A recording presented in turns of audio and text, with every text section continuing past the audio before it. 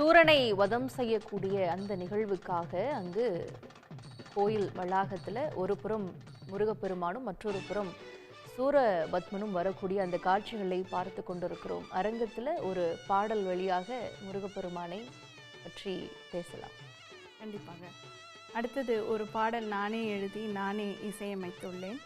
அந்த பாடல் முருகப்பெருமானின் ஒவ்வொரு பெயரையும் வைத்து நானே எழுதியிருக்கிறேன். அந்த பாடலை அடுத்தது பல வடிவம் கொண்ட வடிவேலவா, ஆறு முகமாய் நின்ற ஷண்முகா. பல வடிவம் கொண்ட வடிவேலவா, ஆறு முகமாய் நின்ற ஷண்முகா. ஈசனுக்கே உபதேசம் செய்த சுவாமிநாதா, அடியார்கள் மேல் பாசம் வைத்த செந்தில்நாதா. குன்றின் மேல் நின்ற பாலா, சூரனை வென்ற வேளா. குன்றின் மேல் நின்ற பாலா, சூரனை வென்ற வேளா. பல வடிவம் கொண்ட வடிவேலவா, ஆறு முகமாய் நின்ற ஷண்முகா. அறுவரும் இணைந்து ஒருவராக மாறியதால் கந்தன், ஆறு முகம் கொண்ட ஆறுமுகன் எங்கள் பார்வதியின் குமரன்.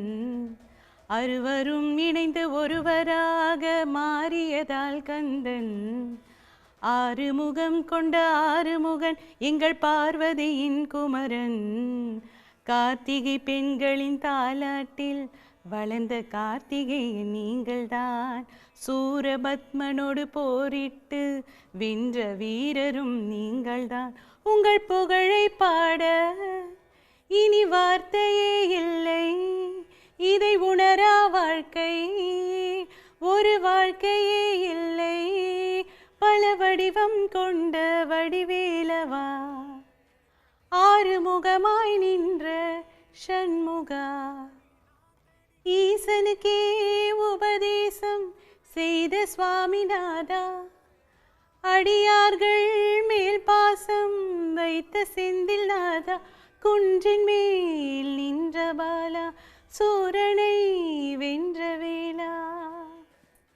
ஆஹா, ஒரு அருமையான பாடல். உங்களையும் அந்த முருகப்பெருமான் தான் ஐயா சொன்ன மாதிரி எழுத வச்சிருப்பாருன்னு நினைக்கிறேன். ஐயா, இந்த சம்ஹார நிகழ்வுக்காக முருகப்பெருமான் ஜெயந்திநாதர் தயாராகி இருக்கக்கூடிய அந்த காட்சிகளை பார்க்குறோம்.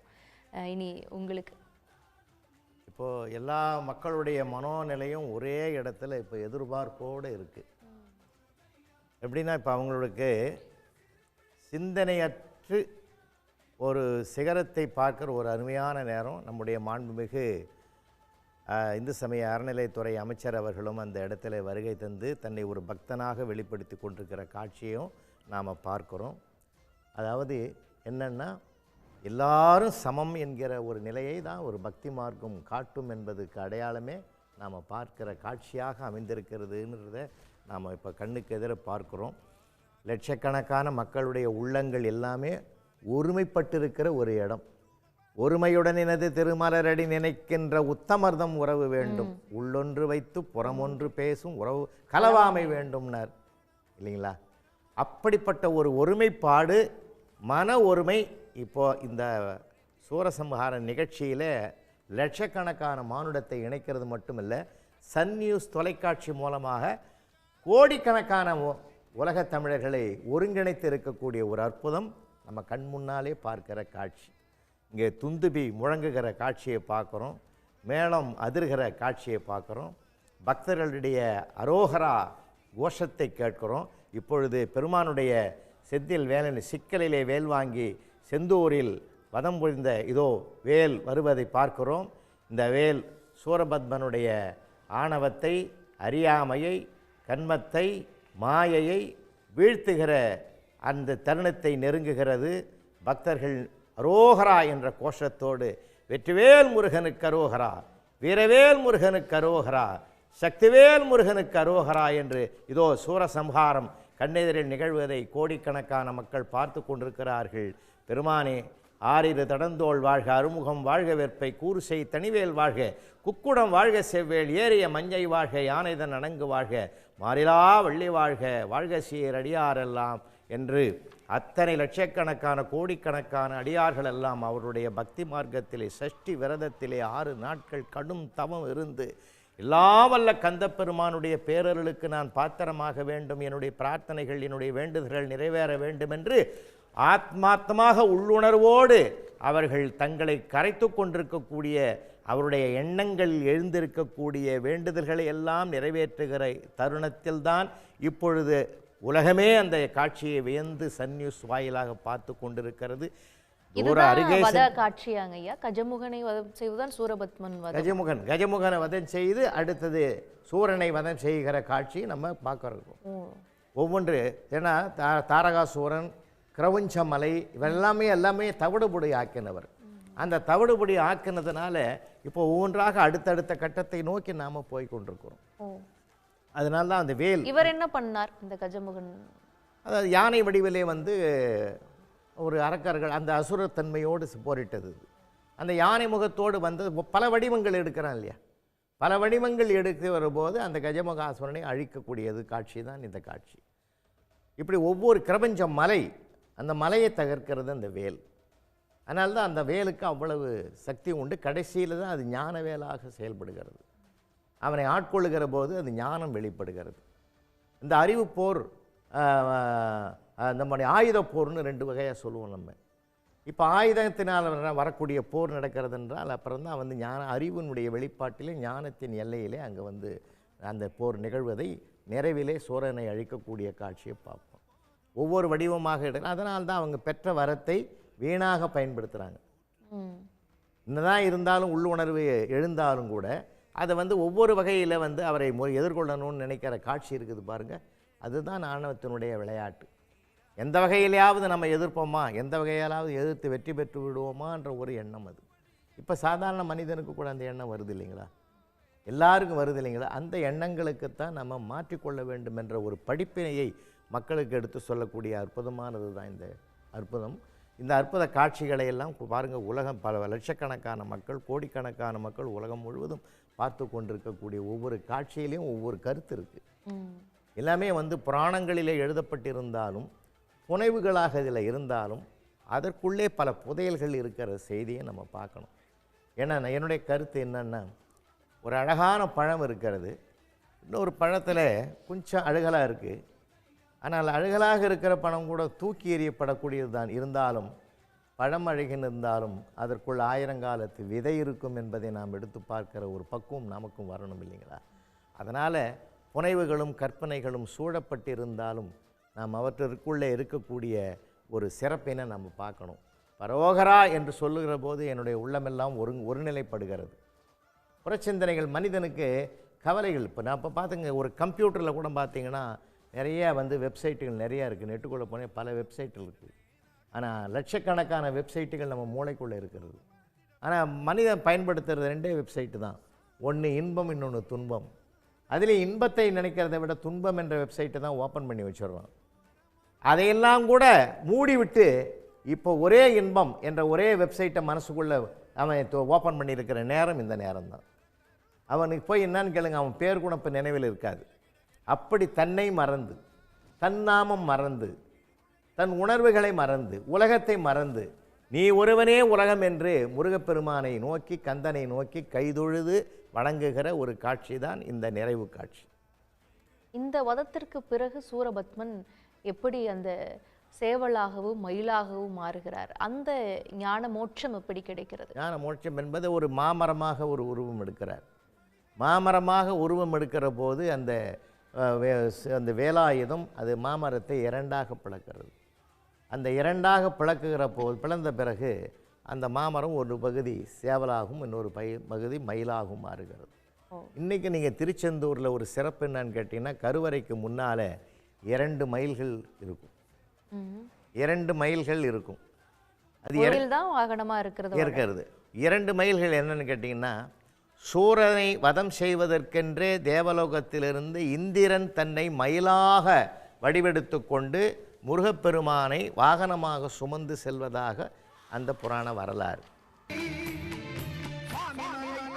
காமம், குரோதம், அகங்காரம் என்று மனிதனை ஆட்கொண்டிருக்கக்கூடிய மும்மலங்களை முருகனினுடைய ஞானவேல் சம்ஹாரம் செய்கிறது என்பதனுடைய ஒரு பொருளாகத்தான் இந்த 3 அசுரர்கள் சூரபத்மனின் சகோதரர்களாக முருகப்பெருமானின் முன்பு சண்டையிடுகிறார்கள். அவர்களில் முதல்ல கஜமுகனை முருகப்பெருமான் வதம் செய்த அந்த காட்சியை பார்த்தோம். அதற்கு பிறகு 2 அசுரர்கள் வதம் செய்யப்பட இருக்கிறாங்க. புலவர் ஐயா அவர்கள் இப்போ 3 சகோதரர்கள் இந்த மும்மலங்களை அழித்து ஞானம் கொடுக்கக்கூடிய ஒரு வெளிப்பாடாக அந்த சம்ஹாரம் நடக்கிறத நம்ம பார்க்கிறோம். இந்த 3 அசுரர்கள் வதத்திற்கு பிறகு சூரபத்மன் என்ன வடிவத்தில் வருவார், அது எப்படி அந்த வதம் நடக்கும்?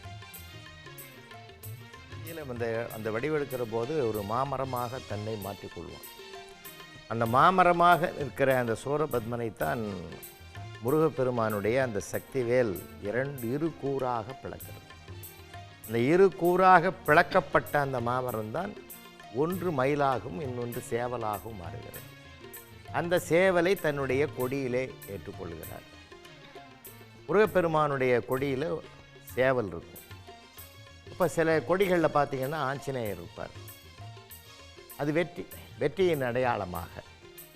அதனால் இவரை வெற்றி கொண்டதற்கு அடையாளமாக இப்போ நம்ம சேவலாக கொள்கிறார். அது இன்னொன்று மயிலாக்கிறார் வாகனமாக.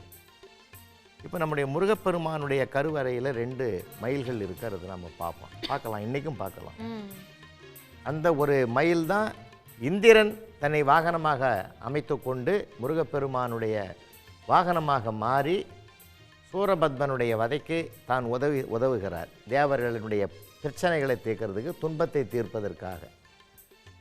இப்போ சூரபத்மாவும் ஒரு மயிலாக வந்து வாய்க்கப்பெற்று விட்டதனால் அவனை வாகனமாக வைத்துக்கொண்டு இந்திரனுடைய பழைய அதிகாரத்தை கொடுத்து தேவலோகத்துக்கு அனுப்பி வைப்பதாக புராண வரலாறு சொல்லப்படுகிற மிகப்பெரிய செய்தி அது. ஒவ்வொரு அசுரர்களையும் படிப்படியாக அழித்துவிட்டு பெருமான் ரிஷியில் தான் முருகப்பெருமான் தன்னுடைய வேலாயுதத்தினால் சூரனுடைய வதையை நிகழ்த்துகிறார். பொதுவாக நாம் ஒவ்வொரு படிப்படியாக மனிதனுக்கு பல சிக்கல்கள் வருகிற போதெல்லாம் அவன் பொறுமையை கையாண்டு நம்பிக்கையோடு எதிர்த்து நின்றால் அவற்றை கூட அவனால் வெற்றி பெற முடியும் என்பதைத்தான் இந்த போர் முறை காட்டுவதாகவும் நாம் நினைத்து பின்பற்றலாம்.